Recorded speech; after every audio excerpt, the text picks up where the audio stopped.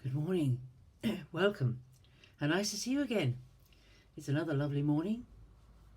And here we go again with more of Luke's Gospel.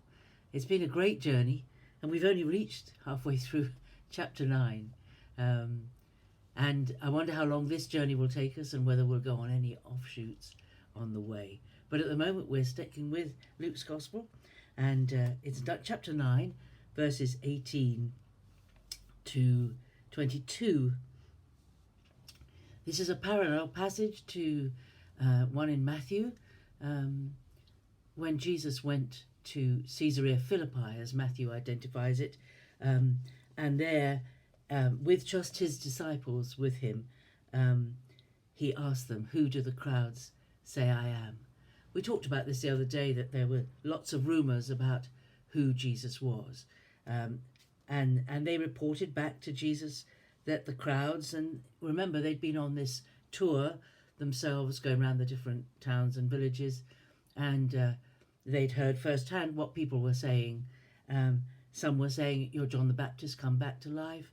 Others, "You're Elijah." Others, "You're one of the ancient prophets, one of those great prophets, Isaiah or Amos or or Hosea or Jeremiah, one of the great written prophets that the people had, who they revealed enormously." Interestingly, nobody suggested he was Moses returned.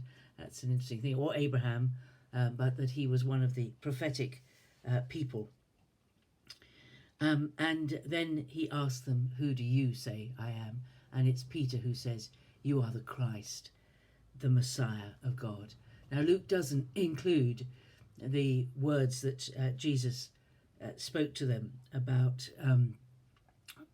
building his kingdom on the rock. Luke doesn't include that.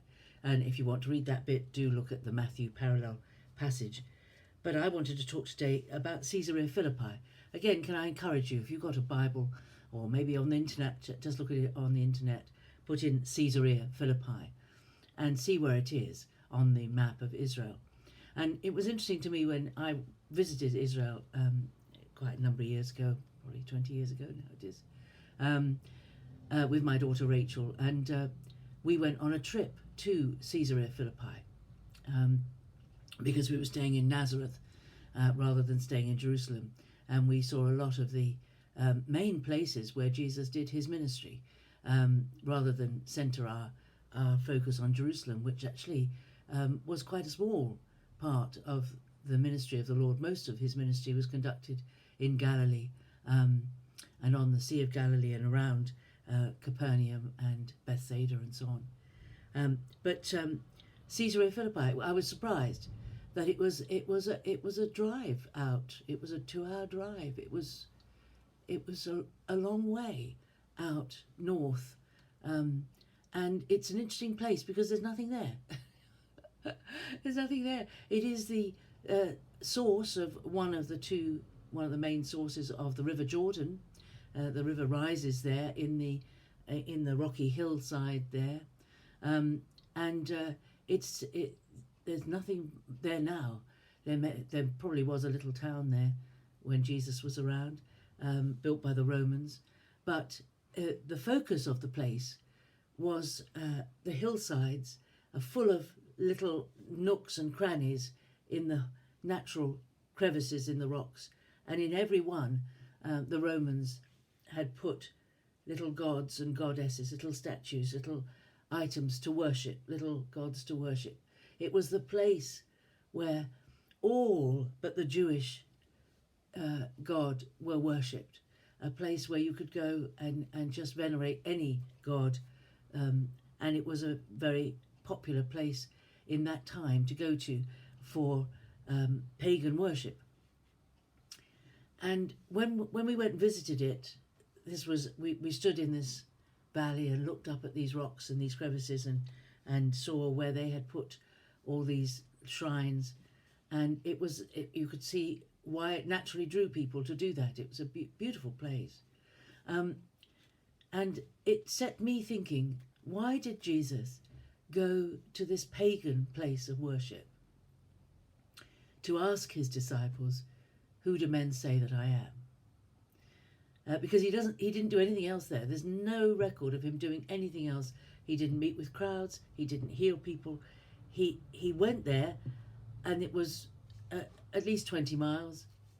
So 4 miles an hour, roughly, to walk, because they didn't have any cars or buses or bicycles. They would have walked. That's a long walk. And when they got there, they had this exchange and this talk, and then they turned around and came back again. So there was a really good reason for Jesus to have gone there, I believe.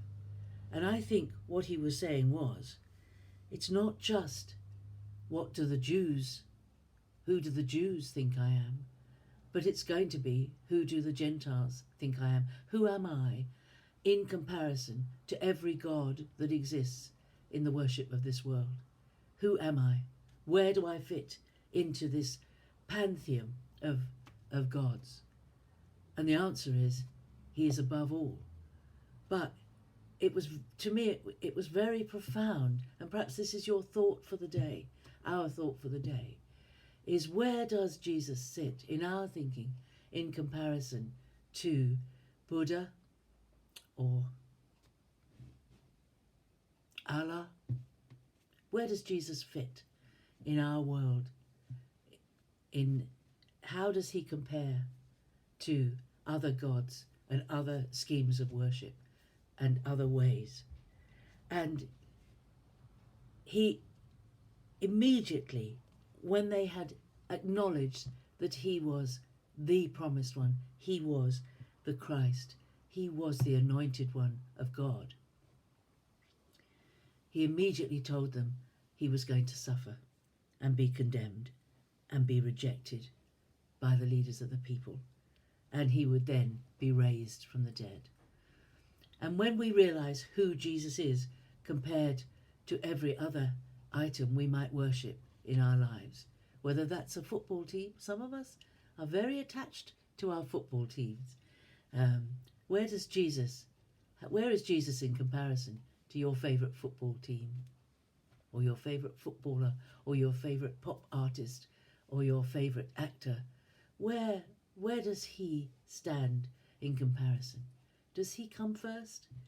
And then, as soon as you know who he is, you know that he is defined by the greatest thing that ever happened on this earth, and that is the betrayal, the cross, and the resurrection of Jesus. That was the weekend that changed the world forever. The weekend of Easter. That was it. And Jesus was saying to them, I am God. I'm above all these things. But I'm above all these things because of what I'm going to do.